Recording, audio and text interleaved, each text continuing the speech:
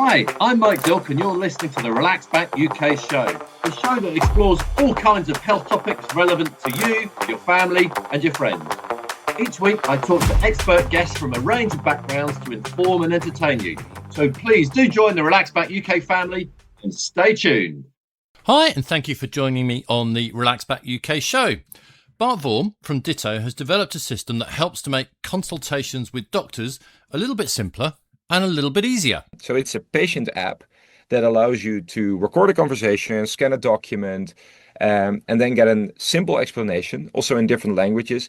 And then it allows you to share that summary of what has been said or discussed or what the letter was about with your loved ones. It's an app that helps you remember and understand all aspects of your doctor consultation and also allows you to share it with your family and friends. So please do stay tuned for a great show. Thank you. This show is cool! So Bart has developed a system to help with doctors' consultations. My first questions to him was, well, why is there a need for this and how does Ditto help? Yeah, so thanks for having me, Mike. It started, I think, with a conversation really close to me with my dad. He returned from the hospital. He had 2 appointments that day, and when he got home, my dad is a farmer. And when he got home, I asked him how the visits were, and he said, "Yeah, they were all right, all good." And I was looking at him like, "But Dad, you had 2 appointments and with specialists, right? So probably it's not all good." And then. Yeah, he started mumbling a bit. And he's like, "Yeah, actually, I'm not entirely sure what the doctor told me, but yeah, in essence, I think it's all good." And I was like, "But Dad, why didn't you kind of wrote down what he said, or why did you recall?" And turns out he forgot most, I think, of what those 2 conversations on that very day were about, and that drove me to really exploring: is this a bigger problem? And turns out it's a very universal problem, even outside of the medical context, but especially in the medical context, we see that people forget or are unable to recall up to 60-70% of what their medical professional or healthcare professional is telling them. Okay. So it's just a simple case of a lot of us don't remember everything we're told. Yes. I mean that's true for me in all sorts of situations, for sure. Yeah. Yeah, in all sorts of situations. The problem is in a medical setting, there's more at stake. People are more nervous. Sometimes there's a lot of jargon or special terms that are being used, which kind of make this a bigger problem. And also the impact of not fully grasping what has been said is also potentially bigger, right? Because if you don't know what this all has been about, it's harder to inform your loved ones. It's harder to, I would say, follow the therapy advice or adhere to the advice the doctor gave you. So the consequences of not understanding are higher. And also the ingredients that lead you to understand less are also higher. People are still traditionally stressed when they have an important medical appointment. Well, I mean, if you're given some news which is potentially life-changing, even life-threatening, yeah, you're not going to remember so much. No, yes. So this is entirely true, and that drove us to the idea of can we bring clarity, as we call it, when it matters most, right? So when you're at your most vulnerable moment, there should be more support, and people do all kinds of things already to fix this, right? So they bring a loved one with them. My mom and dad, they're 80 plus, right? So they the evening before they go to the hospital, they have their booklet ready with their pencil to make the minutes. So people have been trying, I think, traditionally to fix this in very different ways already. But right now, and I think this is one of the great things of technology these days, is that technology can actually help us with this for the first time. Sure. So what do you do? Clip a mic to the doctor's lapel and tell him to get going? Because, I No, can imagine that might upset a few doctors. that might upset a few doctors, and there's already this has been a movement over the past, I think, 2 or 3 years. There has been a huge investment in having AI for doctors, right? So to make them more efficient and to write all the notes to their to the files, we decided to really brutally focus on patients. And that was driven by a secondary insight, namely that my mom and dad had to sign into, I believe, 13 different hospital records and portals. And that's not, in the end, super patient friendly. So we decided to build a solution, bolt it onto the microphone that everyone is carrying already, which is your mobile phone. So it's a patient app that allows you to record a conversation, scan a document, and then get a simple explanation, also in different languages. And then it allows you to share that summary of what has been said or discussed or what the letter was about Okay. with your loved ones. So presumably, when the patient goes in, Yeah. they say to the doctor, "Do you mind if I record this?" Or they can't just Yeah. do it anyway, or can they? I don't know. Depends on the country. So strangely enough, in the Netherlands, people are allowed to record all medical conversations, even without consent of the doctor. We think that's a really bad idea, actually, because for the relationship with your healthcare professional, we tell patients it's kind of foundational that you have a short discussion about this and inform them why you want to record it and why it's helping you. Um, so in the early stages of Ditto, we got a lot of feedback from doctors, and we adopted the product quite a bit. So it also, I would say, accommodates their wishes. I can tell a bit on that one later on, but already can tell you one of the biggest and most important suggestions we got was from a doctor. Can you help me informing people in my treatment room about the app, and can you make them start recording immediately?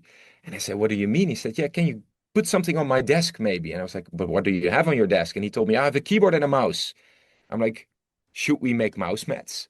And he says, that would be awesome. So we created thousands of mouse mats that are right now on the desks of doctors in the Netherlands. Okay. Do That people still use mouse mats? I thought that was kind of yes, old-fashioned. All I right. thought it was 90s, but I was still able to order them. But the best thing about this is this mouse mat has also some instructions. It has actually a space where you can put your phone. And it may sound really lame or trivial, but the most important thing is that it facilitates a conversation between the patient and the doctor on, hey, I want to record this. Mhm. Do you mind? Because for me, it helps me to understand the conversation better. Okay. And if, yeah. Yeah. All right. We might come back to that because I want to talk a bit more about what the doctor's role in all of this. So the recording bit, I mean, technology for recording has been around for a long time. So recording a conversation so you can refer back to it. So when you forget 60% of it or more of it or less of it, you can go back. That's fine. Now your system does a little bit more than that, I think. Yeah, that, Tell me about kind of the clever bit of it, because anyone can record something. Yeah, anyone can record. That's not the clever bit, right? But we do see already that a lot of people are listening back to full conversations sometimes, especially in more serious care paths, like oncology, cardiology. We see that people at home start listening back to the full conversation. But the clever piece is indeed, Can you tell how many times the conversation's listened to? yeah. So we can Okay. talk. Yeah, we can tell a little bit more about privacy as well because we So don't have yeah, we access will. to We'll the come on to that. conversations. All right. Sorry. But we can see when people listen back. Um, but the clever piece is it makes a summary in I would say in a very structured format that allows people to grasp what has been said. And making this summary is not a trivial thing because we should be able to make a summary of a conversation of 90 minutes in a very severe oncology path, right? It may be an end of life conversation. And we also need to summarize a conversation of 8 minutes that is maybe very straightforward. I don't know about an ear infection. So to grasp that whole range of complexity in the medical field, also very different durations. That's quite challenging. Well, there's two things going on. You've got to summarize, but potentially you also have to translate some medical speak into regular language. Yeah. Which is hardest? Um, I think the linguistic experts and also the in my team and the people that are working on this are struggling most with the essence of a summary. So what makes a meaningful and understandable summary? Hmm. Explaining medical terminology is actually quite straightforward. Also, for example, we build a lot of extra checks when medication is named, right? So as soon as you drop the name uh, of um, of some medication, it starts a whole extra checking loop. Very important. Um, but the to actually create an understandable and meaningful conversation is I think the most challenging. So we have a short version in the app we give back. And it's very structured, like it's what has the doctor told you? What will you do right now? What can you do yourself? It extracts the actions that you agreed upon with your doctor that you should take. And then it also gives you still the possibility to actually read the extended version, which is way longer. Okay. All right. I'm surprised at your answer actually, that the hardest bit is getting the summary as opposed to translating the medical speak into everyday speak. But you know, that's interesting. It's also because there's for example, there's also some social talk in the beginning of a conversation, right? There is people might be discussing the situation of their cat or their holidays. So you really need to filter out the medical piece. And it's also important. Ditto is also trained for medical purposes. So if the conversation is not medical, you won't be able actually to create a summary. Oh, okay, that's interesting. Yeah. Just recently in the news, there has been quite a lot of talk of AI making mistakes. Now, occasionally, when I'm being a little bit flippant, talking about artificial intelligence, I will turn around and say, actually, I prefer real intelligence. Never mind Yeah. this artificial stuff. I want real intelligence. Now, does your system make any mistakes? I think yes, it does. The question is, how do you deal with it? And in our case, we give back a summary to patients without a clinical intervention, right? So we have no clinician looking at it and checking it. Or So no for us to, human, in fact. no human in the loop. So what we did is, and I think this is different to most other solutions, we built a quite a strict loop. My co-founder responsible for this is finalizing his PhD in AI in the medical field and ethics. So for him, it's really important that we treat this well. So we build a system with guardrails, Is this which whole thing means just a PhD project that's gone out of control? no. It's way more than that. We all have. So my other co-founder is already done quite a while with his PhD, and me and myself the same. Um, no, so what it does is we build a very strict system with guardrails, which means if we detect any drift in the answer that we give, right? If we have any doubt on is this understandable, is this accurate, we don't serve back the summary. And this is really different. So we pause and we say to the people that are requesting the summary, the patient, we say, hey, we are unable to give a reliable summary of this conversation, unfortunately. Then we don't give back the summary. People still can listen back to the conversation. And then we built something in, actually, we brought in the human, which is people can then press a button and request help from a doctor that we employ to get a summary. So Okay. it's we don't have a human in the loop, but if we doubt the quality of the loop, we break it and we bring a human in. And I think this is different than most solutions. And this happened very rarely, right? I think in 4% of the cases right now, we don't serve back a summary. And we only had 3 requests since October to actually get the help of a Ditto doctor to make a summary of the transcript when it's not auto-generated. Sure. Okay. Interesting. Now, this thing involves the system, the patient, and also the doctor. Now, how have doctors taken to this? First of all, the idea of being recorded. I mean, some doctors may not like that. The idea of the summary. You need buy-in from the doctors. So, kind of, how's that gone? Yeah, I think doctors are both that no, they're actually crucial for this. So how I perceive this solution right now is it kind of amplifies the advice the doctor already has given, right? So Ditto doesn't make up anything on its own. It's I would say just an explanation of what the doctor already told you. So in the very early stages when we involved doctors in designing this, the biggest compelling argument they brought forward was like in very critical conversations, how often I repeat it, it's still very hard for people to grasp what I'm telling them. If my consultation kind of extends outside of my room, my treatment room right now with Ditto, by people being able to re-listen to it or to get a summary of it, I see that as an extension of my work, and I actually like it. A second component they gave back was what I don't like is if the recording would float around on the internet. So one of the things we did with Ditto is you're unable to share the conversation. You can share a summary, which is right, a written down summary of what happened, but you can't share the raw audio from Ditto. And implementing that feature or kind of limiting the ability to share it actually right now makes doctors prefer people using Ditto to record the conversation than, for example, just on their phone or on WhatsApp or whatever, because then they are unsure where the recording goes. Yeah. Yeah. Okay. Okay. No, There's another. Yeah, Sorry, go there's ahead. I no, interrupted. there's one extra piece, and so we built the app, we launched it, and it went quite viral in Dutch press and media last August. And then we went to Rotterdam South, and Rotterdam South is a very diverse area with a lot of, I would say, challenging social economic backgrounds of people. And the doctors there told us immediately, Ditto's great, but if it's only in Dutch, I can't use it. It needs to Mhm. be in Arabic, it needs to be in Turkish, it needs to be in Polish as well, and it needs to be in English, so I can serve a very different community as well.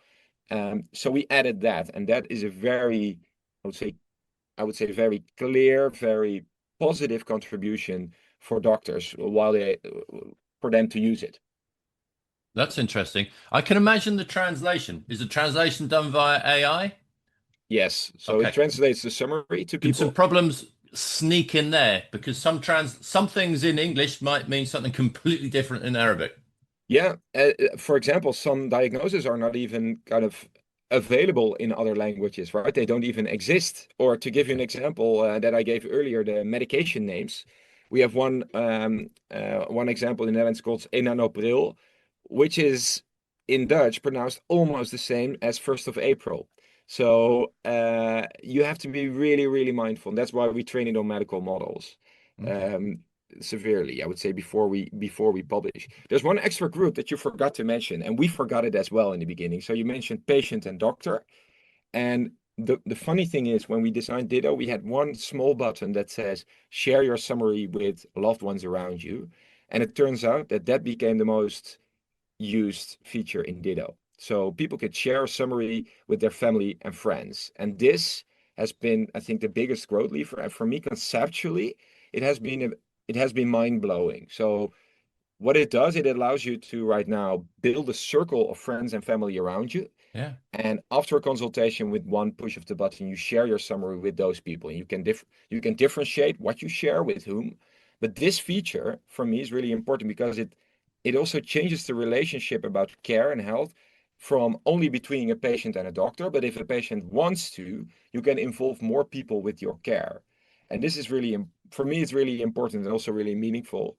Interesting Yeah, though that hadn't even entered my head to ask you the question about it. And in your initial design phase, you guys hadn't thought about it, we but had it it. appears to be very important. Yeah. It appears to be the biggest feature. So, and it's used, for example, by elderly people, right? So my parents are elderly. They build a care circle in Ditto of me, my sisters, my mom, and my dad are in it.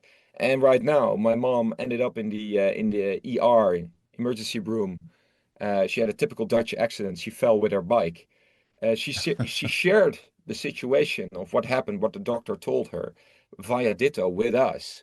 And that allowed us as a family to step in and say, okay, if this is the situation, we need to make sure that food is arranged, that we have help in the house for the coming weeks to clean. So by sharing your situation, by sharing what you need from a care standpoint, we right now also extend, I think, care to a broader circle around you if you Yeah. want to, right? But then I think this is really powerful, actually. Yeah, interesting. Yeah, I like that. I genuinely find that quite interesting. Just going back to the doctors a little bit and which Yeah. doctors seem to take it on board. I can imagine a situation where you might have a specialist doctor. So the diagnosis has happened and the specialist doctor is now involved and he's figuring out the best course of treatment because the diagnosis is done and they could really be up for it. Now, GPs, general practitioners who are at the process of trying to figure out what's wrong, so they might be looking at various different things. Because the diagnosis in the initial phases is, it's difficult, really difficult stuff, and potentially quite confusing. You might go down the wrong route first time, etc. How are GPs with taking this on? Yeah, so we work with quite a bit of GPs, and in the Netherlands, the scribes, so recording devices in the rooms of the GPs are already commonplace. I think more of half of them use scribes already, and we have some integrations with them as well. So recording recording in the GP room is not a strange thing in the Netherlands. Okay. For us, GPs are very important for two reasons. The first one is they are the gatekeepers of care in the Netherlands, right? So they are really the first the first line of help you get.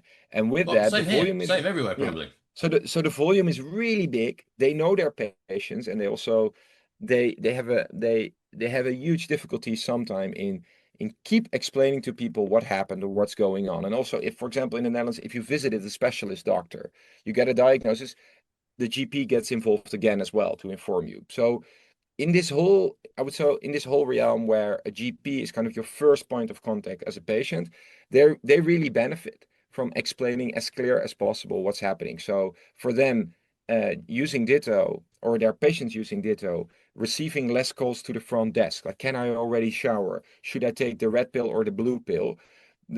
I would say alleviating the pressure on their front desks, actually, using Ditto is a big thing. The second thing is they are the gatekeepers of more severe care paths, right? So they are strongly involved when people are in an oncology program or trajectory. So with that, they are the, I would say, signalers, like, hey, you might end up going into this serious care path. This is the moment you should start using Ditto, because there will be a lot of information distributed to you. So this is why GPs right now are important. The two phases, they have a very broad perspective, but they can benefit most from, I would say, patients understanding what's going on, because they receive less follow-up calls and less burden. And the second one is they are the gatekeepers of more strict or severe care paths, where they can help their patients flagging, hey, this is going to be intense. You should download this app and start using it. Yeah, interesting. Well, certainly GPs here are under great pressure. So if it can help relieve that could well be a good thing. Yeah. On to something else. You mentioned this a little bit earlier in our chat. Privacy. Now, you've got a big database with lots of very private discussions, and that's all been transcribed and written down and summarized. You've already said the doctors don't like these discussions being spread around. So there's that side of privacy. What about the keepers of the keys? Who can access all this Yeah. information, and then what can they do with it? Yeah. So Mike, this might be very awkward for you to hear, but you're wrong. We don't have a big database. And before Ditto, I've had I'm quite often wrong, by the way, but it's that's not a problem for me. I'm used to it. we're all as humans, but to acknowledge it is a second thing, I think. No, but I'm joking a bit here. But what's important to us, before Ditto, I have had a privacy engineering startup, which was a company that allowed you to use data, but then whilst respecting privacy of individuals, and we could technically treat the data in a way that you could warrant that. So when building Ditto, something really special happened in the very early days. One of my friends, he said, my dad is in a severe care path. I'm going to donate the conversation that we had with the doctor to Ditto, so you can kind of build your product on it in a very early stage. So we said, yeah, that would be really nice. So we got the conversation, and it was immediately an end of life conversation with his dad. And whilst my team was listening to it, as well the engineers, on that very day and very moment, we made the decision, we don't want to be able to hear the conversations. We don't want to be able to get to the data at all, actually. We don't want to store the data. So we built Ditto in a very radical way. The data is only stored on the devices of patients. We cannot access it. So we don't store any conversations or data. There, of course, when you make a summary, it needs to go into an AI pipeline. But there we said we don't want to train on that data, so we're not going to store it. We are removing all data traces within 30 minutes, within 30 seconds, I should say, after the conversation, after we send back the summary. And then the summary is also only stored locally on your phone.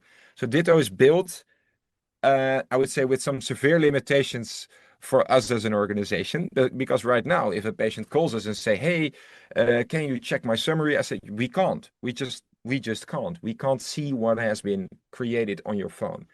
So it's quite radical. And for us to develop this even better would, for example, entail that even that data leaving your phone briefly to make an AI summary. Ideally, in the near future, it doesn't even have to do that. We can run the algorithms locally on your phone, on the device, so the data is only yours and doesn't have to leave the phone. Okay.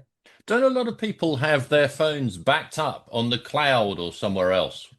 Yeah, there is a secondary, I would say, backup that people oftentimes have, but these are thankfully pretty well encrypted.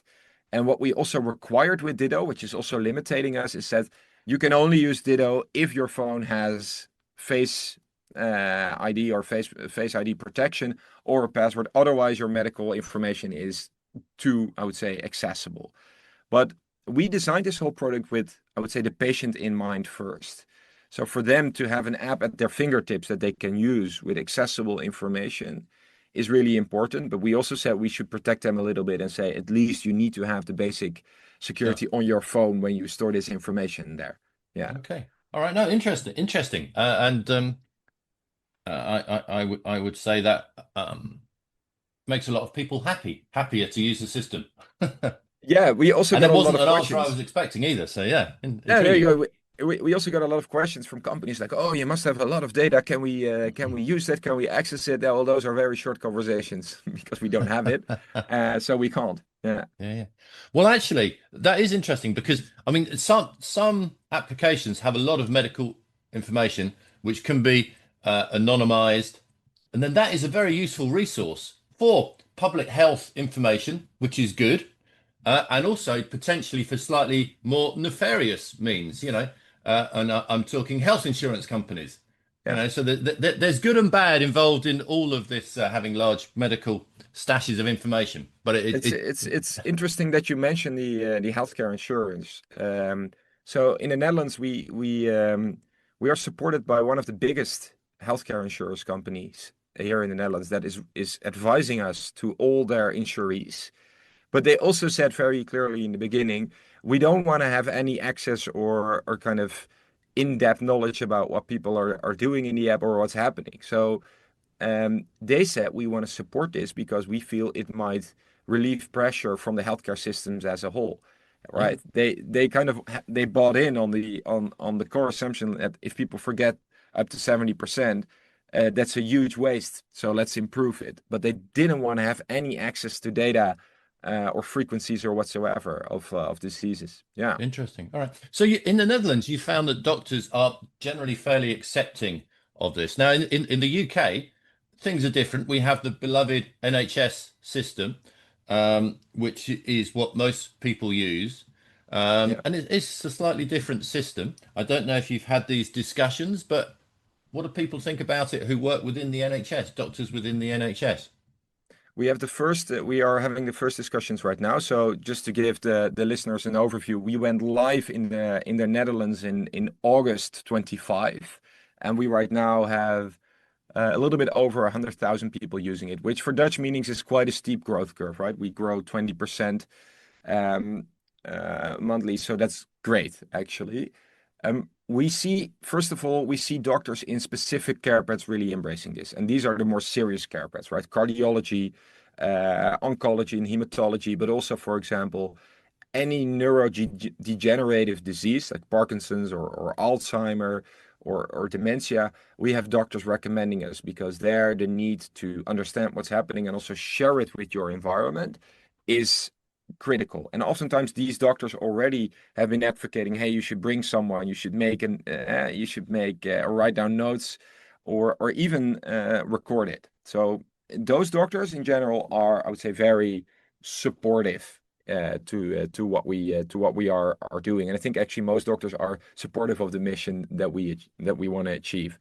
In the UK right now, we're going to use probably a slightly different approach. And we learned here in the Netherlands that to have a few healthcare professionals or institutes supporting you is really helping. So, for example, right now in the Netherlands, we have the first big rollout from a hospital that includes Ditto in the invites they send out, in the reminders they send to their patients. When you enter the hospital, you are reminded, hey, if you have an important conversation, use Ditto. So to collaborate with healthcare institutes to more or less recommend Ditto and also install the trust that is needed is very important. And on that side, it's not only towards patients, it's also me giving webinars, other doctors from the Ditto team visiting the hospital, explaining to other doctors how this works, what happens with their voices and stuff like that is really important.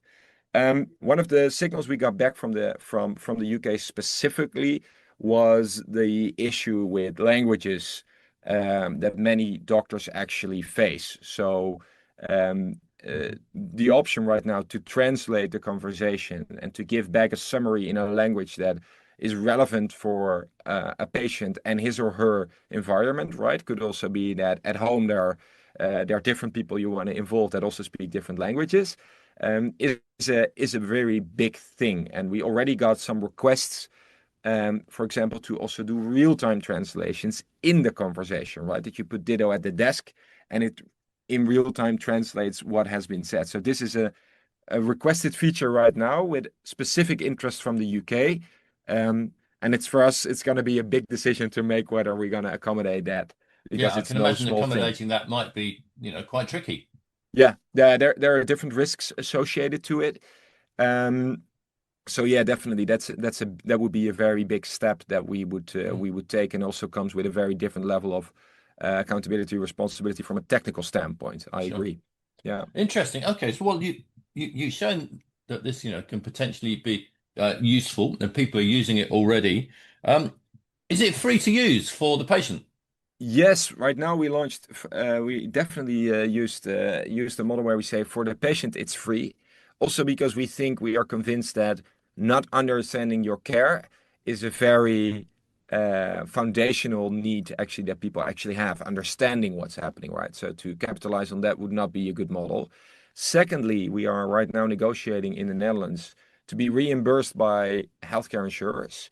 So they right now see the benefit, actively recommending Ditto to their insurees, but they actually said we see a nationwide advantage. So we might actually want a nationwide reimbursement for it. And then the most surprising model is actually, and this is the beauty of starting your company, you're involved to the very little details as well. I also man the customer service. So I get requests that are not related to primarily to understanding care. For example, an elderly woman that asked me, could you arrange a taxi to the hospital because I'm unable to get there? Or people asking me, hey, I got this diagnosis right now. Can you maybe take care of food for me for the next 2 weeks? So there might be a model that we are going to explore where we will be offering services not so much in understanding your care and summarizing the conversations with your doctor, but more with the active care management that comes after, right? So now you know what's going on. You discussed with your doctor what will be happening. Now what are you going to do? And in that area, we might develop business models. Okay, that's interesting. But just going back to how your company exists, the patient doesn't pay, but it's you get money from insurance companies essentially. Right now, we are funded by a group of German healthcare insurers, indeed. Right. And there was one individual in the Netherlands that told us, and he's a what they call social investor. He was actually the head of one of these big healthcare insurance companies. He said, I think this is such a big problem, solve it. And that gave us at least the money to start with. And then right now, recently, we picked up the money of the German healthcare insurance. Interesting. Yeah, because in the UK, it's much less. I mean, there is private health insurance, but to a much lesser degree. So that'll be interesting how things move forward there, I think. Yeah, I agree. Yeah. I'll have to invite you back in a few months' time for an update on how things are moving forward in the UK. In the UK, definitely. Yeah. But for now, if people have been listening to this and thinking, goodness, this actually sounds quite useful for me or a member of my family, how can people, find out a bit more about it and sign up for it? Yeah, so it's fairly easy. If you look for Ditto Care or you go to dittocare.com, there's more information about us, about the team, how we handle data. You can also see me on a photo waving to you, but at least you know that I'm an actual person and that this team is actually existing, which is always nice, I think. If we call customer service, we'll end up chatting to you by the sounds of things. Yeah. It will be, Mike. Please don't flood the customer service channel because then I won't be getting any sleep anymore. No, and there are links to the app, which is available in the App Store and also in the Google Play Store, and you can just download that. It's called Ditto Care. And Ditto, of course, is with a double T. Okay. Yep. Very good.